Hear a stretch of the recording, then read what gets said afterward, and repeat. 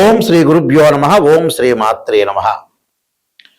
అంగారక గ్రహము జూలై 23 నుంచి ఆగస్టు 7వ తారీఖు వరకు కూడా కుజుడు తన సొంత నక్షత్రమైన మృగశిర నక్షత్రంలో వృషభ మిథున రాశుల్లో సంచారం చేయటం వల్ల ఎలాంటి ఫలితాలు జరగబోతున్నాయి. సహజంగా అంగారకుడు కుజుడు ఏ స్థానాల్లో ఉంటే మంచి ఫలితాలు వస్తుంది, గోచారీత్యా ఏ స్థానాల్లో ఉంటే చెడు ఫలితాలు వస్తాయో ఒకసారి తెలుసుకుందాం. ముందు ముఖ్యంగా అంగారక గ్రహానికి యొక్క కారకత్వాలని మనం పరిశీలన చేయాలి. ఏం చెప్పారు శాస్త్రంలో అంటే సత్వ భూ ప్రాకార రోగ వ్రణ సాహస శస్త్ర అగ్ని సందర్శనోత్పాటన భాతృక కుజ అన్నారు.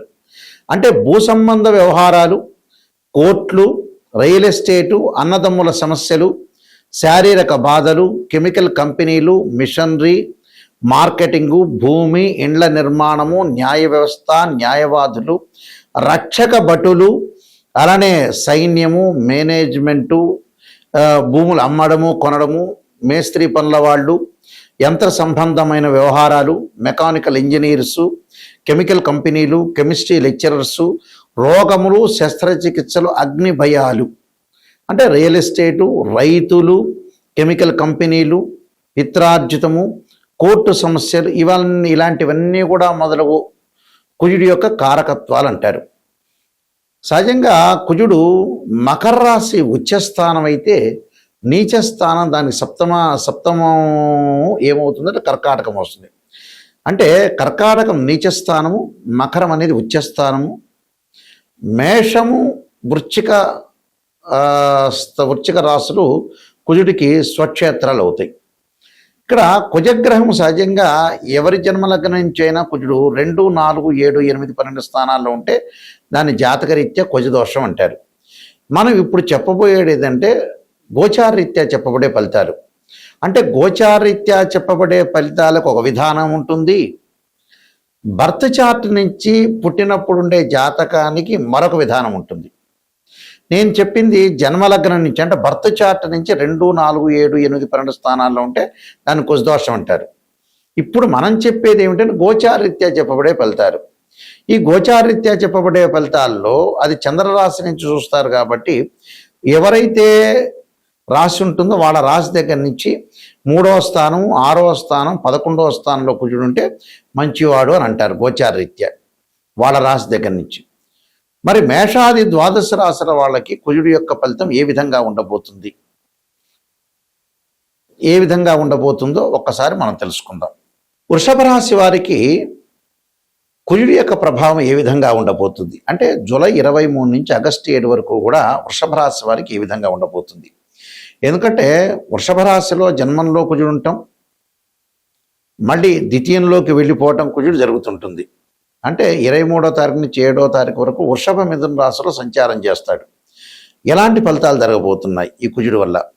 ఆవేశము, అధిక ప్రయాణం చేయటం, వాహన ప్రమాదాలు, కుటుంబంలో కలతలు రాకుండా చూసుకోవాలి, భార్యతో కలహాలు, కార్య విఘ్నాలు జరిగే అవకాశాలు బాగా ఎక్కువ ఉంటాయి. అలాంటి విఘ్నాలు జరగకుండా చూసుకోవాలి. అంటే భార్యాభర్తల మధ్య విరోధ భావాలు, అలానే ఆకస్మికంగా ప్రయాణాల వల్ల కొన్ని ఇబ్బందులు, ఆయుధాలతో పనిచేసే వాళ్ళకు కూడా చాలా ఇబ్బందులు కలిగే అవకాశాలు ఎక్కువగా ఉంటాయి. అంటే ప్రతి విషయంలో కూడా కొంత ఆలోచన చేసి ముందుకెళ్ళటం అనేది చాలా ఇంపార్టెంట్ ఇక్కడ. అలానే ఎలాంటి వృత్తి ఉద్యోగాల్లో కూడా, వ్యాపార రంగాల్లో కూడా కొంత ఆవేశం లేకుండా లౌకిక విధానాన్ని అనుసరించి ముందుకు వెళ్ళాలి. అంటే కుటుంబ పరంగా ఇబ్బందులు ఉండకూడదు, ఆరోగ్యపరంగా ఇబ్బందులు కలగకుండా చూసుకోవాలి. అంటే దీర్ఘకాలిక వ్యాధులు ఉన్న వాళ్ళు కొన్ని ఇబ్బందులు కలగటం ఒకటి, వాహన ప్రమాదాలు జరగకుండా చూసుకోవాలి. అలానే కుటుంబంలో అన్నదమ్ముల మధ్యలో కూడా చిన్న చిన్న డిస్ప్యూట్స్ రావటం, కుటుంబంలో మనశ్శాంతి లేకపోవటం, సరైన ఆలోచనలు లేకపోవటం, సరైన ప్రణాళికా విధానంలో వెళ్ళలేకపోవడం జరుగుతుంటుంది. అంటే కొద్దిగా జాగ్రత్తగా ఉండాలి.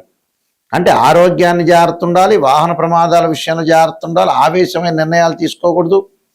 ఇళ్ళు ఇలాంటివన్నీ కూడా కొనుగోలు చేసేటప్పుడు కూడా కొన్ని ఇబ్బందులు కలిగే సూచనలు బాగా ఎక్కువ ఉంటాయి.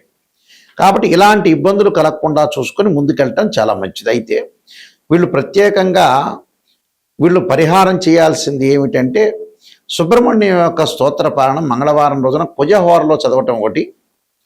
అలానే సుబ్రహ్మణ్య స్వామికి ఏదైనా సరే ఒక తీపి పదార్థం నైవేద్యం పెట్టడం, ఆ రోజున మంగళవారం రోజున కందులు దానం చేయటం వల్ల చాలా మంచి ఫలితాలు జరిగే అవకాశాలు ఖచ్చితంగా ఉంటుంది. ఈ గోచార ఫలితాల్లో మనకి గోచారానికి బర్త్ చార్ట్కి చాలా లాట్ ఆఫ్ డిఫరెన్స్ అనేది ఒకటి ఉంటుంది.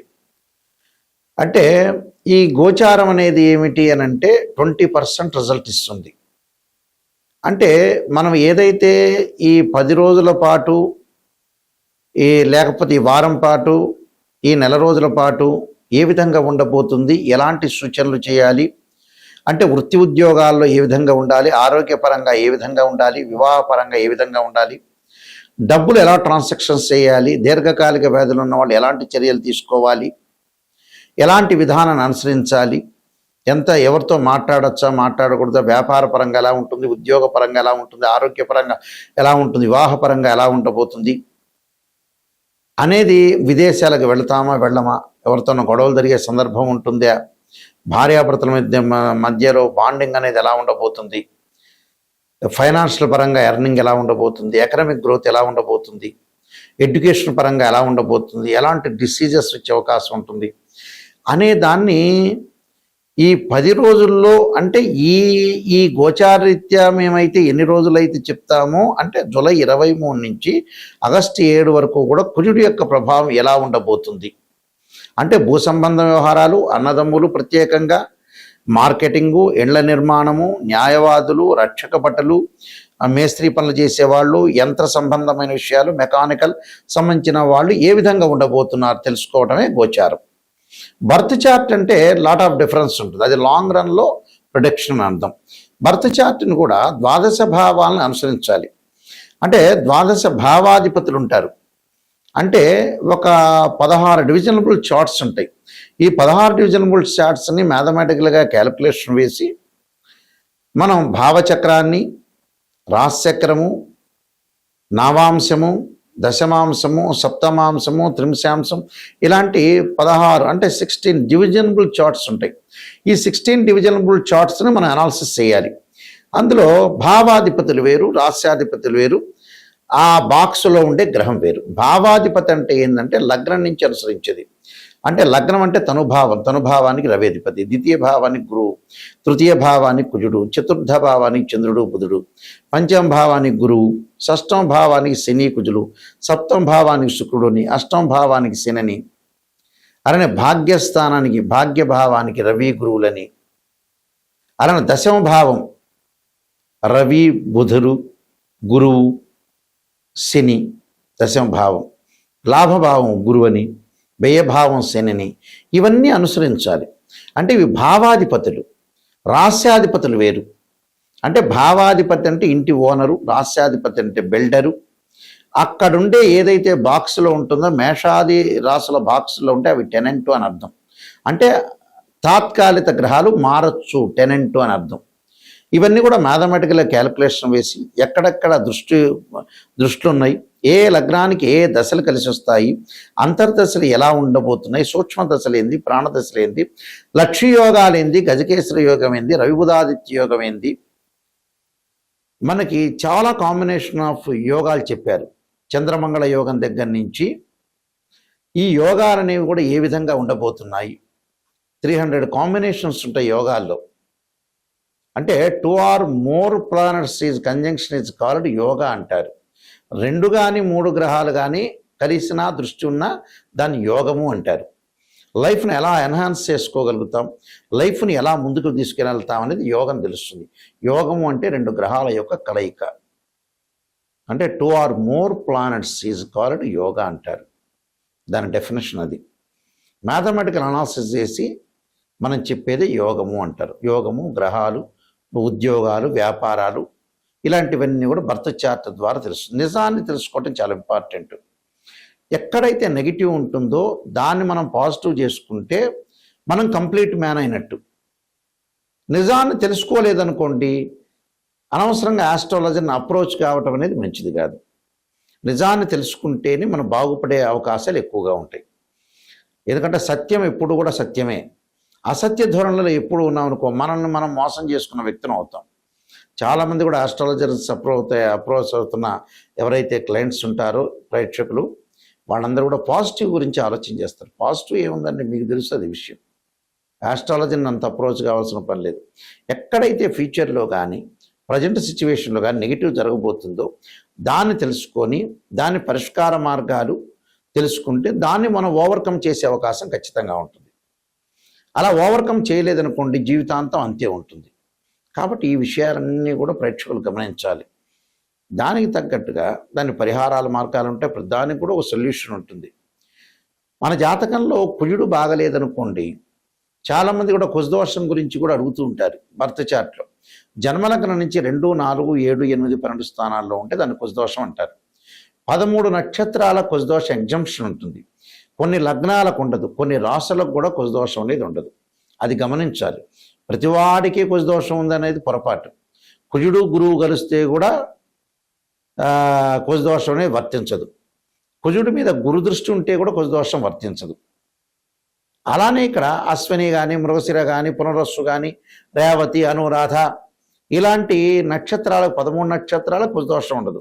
కొన్ని రాసులకి, కొన్ని లగ్నాలకి చాలా ఎగ్జంప్షన్స్ ఉన్నాయి కుజదోషం గురించి. దాని గురించి ఆలోచన చేయాల్సిన పని లేదు. అయితే దాని పరిష్కార మార్గం కూడా ఉంది. కుజుడికి అధిదేవత, ప్రత్యదేవత, అంతరిక్ష దేవతలు ఉంటారు. అంటే ఇక్కడ అంతరిక్ష దేవతలను కూడా మనం చూసుకోవాలి.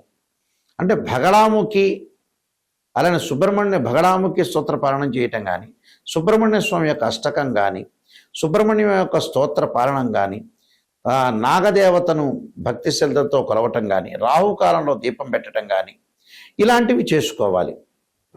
చేసుకోవటం వల్ల ఏంటంటే మనకు మంచి జరిగే అవకాశాలు ఎక్కువగా ఉంటాయి. ఇలాంటివన్నీ కూడా ఆలోచన చేయాలి. అంటే ఇక్కడ ఏంటి, అగ్నికి ఏదైతే కుజుడికి అధిదేవత ప్రత్యదేవతల్ని భక్తి శ్రద్ధతో కొలవటం, అధిష్టాన దేవత సుబ్రహ్మణ్య స్వామి, అలానే క్షేత్రపాలకుల్ని, అలానే పృథ్వీని, భూసూక్తము పారాయణం చేసుకోవటం, అలానే భూసూక్తాన్ని చదవటం, భగళాముఖి స్తోత్రాన్ని, సుబ్రహ్మణ్య స్వామి యొక్క అష్టకాన్ని చదవటం వల్ల కుజదోషం తొలగిపోతుంటుంది. అలానే వివాహం కాని స్త్రీ పురుషులు ఎవరైనా కుజదోషం అనేది ఒకటి ఉంటే ఎగ్జంప్షన్ ఉందా లేదా చూసుకోవటం ఒకటి, శ్రీ వల్లీ దేవసేన సమేత సుబ్రహ్మణ్య స్వామి యొక్క కళ్యాణం చేయటం. అసలు జాతకంలో కుజదోషం గురించి భయపడాల్సిన పని లేదు. వివాహానికి అసలు శుక్రుడే కారణం, కుజుడు కాదు. ఒకవేళ కుజదోషం ఉందనుకో దాని పరిహారం అనేది చేసుకోవచ్చు, తప్పేమీ లేదు. నేను ఆల్రెడీ కాలసర్పయోగ చంద్రిక, రాహుకేతులు, ఛాయాగ్రహాలు, అలానే పుత్రగణపతి వ్రతము, స్వప్నశాస్త్రము, సర్వదేవతా గోత్రములు పార్ట్ 1, పార్ట్ 2, నవగ్రహ దోషాలకి 12 మహావిద్యల యొక్క స్తోత్ర పారణాలు, అమ్మవారి యొక్క పారణాలు, బృహత్ పరిహార Sindhu, Jataka Chandrika, Vivaha Martandam, production of astrology, transit of results అనే పుస్తకాలు నెంబర్ ఆఫ్ ఆస్ట్రాలజీ బుక్స్ రాశాను నేను. ఇవన్నీ కూడా మా దగ్గర లభ్యమవుతాయి. అలానే రాజమండ్రిలో కోటగుమ్మంలో ఉన్న అతిపెద్ద పబ్లికేషన్ అయిన ఇండియాలోనే మోహన్ పబ్లికేషన్ వారి దగ్గర కూడా ఈ పుస్తకాలను లభ్యమవుతాయి. వారిని అడిగి మీరు కూడా తెచ్చుకోవచ్చు. అయితే మా వెబ్సైట్ www.nayakanti.com, www.nayakanti.in ఈ వెబ్సైట్ చూడండి. ఈ వెబ్సైట్లో మీకు ఆ వెబ్సైట్ చూస్తే కూడా ఆ పుస్తకాలన్నీ కూడా మీకు కనపడుతూ ఉంటాయి. అలానే మీకు ఏ డౌట్లు వచ్చినా మమ్మల్ని సంప్రదించాల్సిన వాళ్ళు ఎవరైనా సరే నిజం తెలుసుకొని నాయకంటి గారి ద్వారా బాగుపడాల్సిన వ్యక్తులు మాత్రమే ఫోన్ చేయండి. మా నెంబర్ కూడా స్క్రీన్ మీద స్క్రోలింగ్ అవుతున్న నెంబర్ ఉంటుంది. ఆ నెంబర్కి మీరు కాల్ చేసి తెలుసుకోండి. మీ అందరికీ కూడా శ్రీ పరమేశ్వరి యొక్క కరుణాకటాక్షం ఉండాలని ఆశిస్తూ సర్వే జనా సుఖినో భవంతు.